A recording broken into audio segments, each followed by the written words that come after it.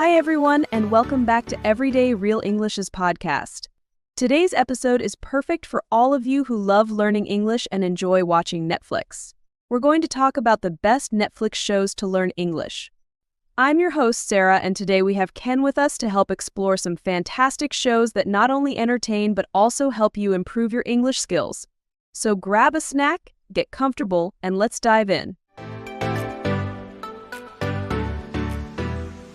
All right, let's dive right in.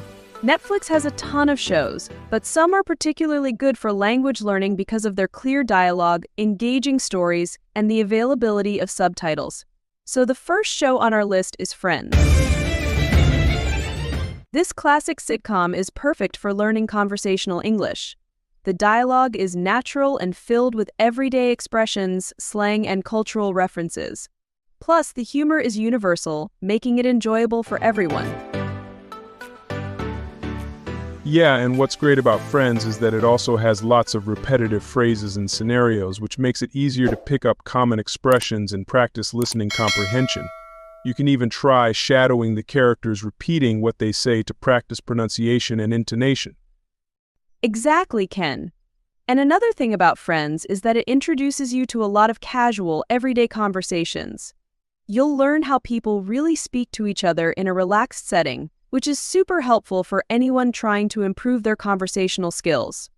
Plus, since Friends is a sitcom, the episodes are short, about 20 minutes, so it's not too overwhelming for beginners. You can watch one episode a day and learn a lot just by paying attention to the dialogues. That's right, Sarah. And speaking of shows that are good for learning English, another great one is Stranger Things.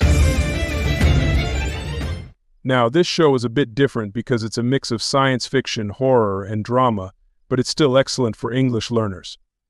The dialogue is clear, and the actors speak in a way that's easy to understand. Plus, it's set in the 1980s, so you'll pick up some interesting historical and cultural references. I totally agree. And what I love about Stranger Things is the mix of formal and informal language. You get to hear how kids speak to each other, which is very different from how the adults communicate. This variety is great for learning different registers of English, from casual to more formal. And let's be honest, the storyline is so gripping that you won't even notice you're learning. Exactly. And because it's so engaging, you're more likely to stick with it, which is great for continuous learning. And that's something we can't stress enough. Finding a show that you enjoy is key. If you're bored, you're not going to watch, and you're not going to learn. Absolutely, Ken. And that brings us to another fantastic show for English learners, The Crown. This drama is about the reign of Queen Elizabeth II, and it's full of historical events and political intrigue. The dialogue is very articulate, and it's perfect for those who want to learn British English. Yeah, The Crown is great if you're interested in formal English. The language used is quite polished, and you'll hear a lot of diplomatic and political terms. It's also a great show to understand British culture, history, and different British accents, which can be quite different from American English. Definitely. And another great thing about The Crown is the clear enunciation of the actors. They speak slowly and clearly, which is very helpful for language learners who are trying to catch every word and understand the context. Plus, you learn a lot of idiomatic expressions and some old-fashioned terms that are still relevant in certain contexts. That's so true, Sarah. Moving on to a different style, let's talk about Queer Eye. This reality show features a team of experts who help people improve their lives in various ways, from fashion to cooking to home design. It's perfect for learning everyday conversational English because the hosts speak naturally, and there's a lot of positive and motivational language. Yes, Queer Eye is wonderful for learning not just English but also understanding American culture and values. The hosts use a lot of upbeat, encouraging language which can help you pick up phrases that are positive and affirming. Plus, each episode focuses on different aspects of life, so you're exposed to a variety of vocabulary. Exactly. It's a great way to learn language that's used in day-to-day life. And because the hosts are so lively and engaging, it makes the learning process fun.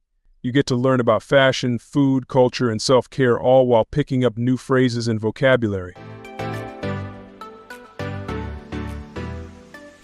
And speaking of variety, another show that's fantastic for English learners is Mindhunter. This crime drama is based on true events and focuses on FBI agents who interview serial killers to understand their mindset. The dialogue is very clear, and the show uses a lot of crime and psychology-related vocabulary, which is great if you're interested in those fields. Yeah, and what's also interesting about Mindhunter is the range of accents you hear. It's set in different parts of the US, so you get exposure to different American dialects and ways of speaking. It's also a more serious show, so you get to hear a lot of formal and professional English. Absolutely. Mindhunter is excellent for advanced learners who want to challenge themselves with more complex language and deeper themes. Plus, it's great for learning how to express complex ideas and emotions, which is a valuable skill in any language. That's a great point, Sarah. So to recap, some of the best Netflix shows to learn English are Friends for conversational and slang, Stranger Things for a mix of informal and engaging dialogue, The Crown for formal British English, Queer Eye for everyday conversational English with a positive twist, and Mindhunter for professional and crime-related vocabulary. And remember, when watching these shows, don't just engage with the content. Use the subtitles, try to repeat phrases out loud, and mimic the accents and intonations. This active engagement really helps improve your listening and speaking skills. Absolutely. And don't be afraid to pause and rewind if you didn't catch something. The beauty of learning with Netflix is that you can control the pace. Rewatch scenes, write down new words, and try to use them in your daily conversations. Great advice, Ken.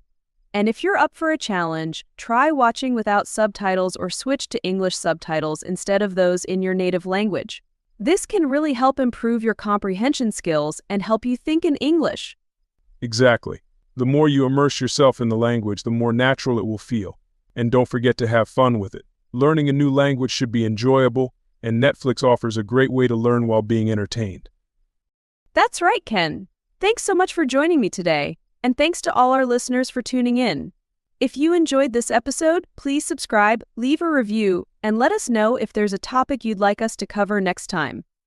Remember, the key to learning is consistency and practice, so keep watching, keep learning, and stay awesome. Bye for now. Hi everyone, welcome back. Today we're going to dive into some useful English terms and phrases from the podcast you just listened to. These words will help enhance your vocabulary and improve your understanding of different contexts. Let's get started. The first term is universal. This word means something that is true or relevant in every situation, or something that is understood by everyone regardless of culture or language. For example, laughter is a universal language, meaning everyone understands laughter, no matter what language they speak.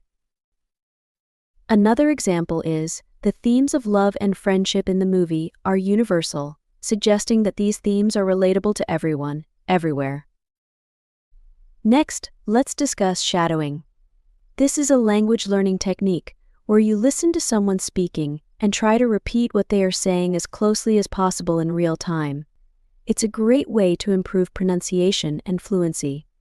For example, she improved her English pronunciation by shadowing podcasts, meaning she repeated what was said in the podcasts to practice speaking.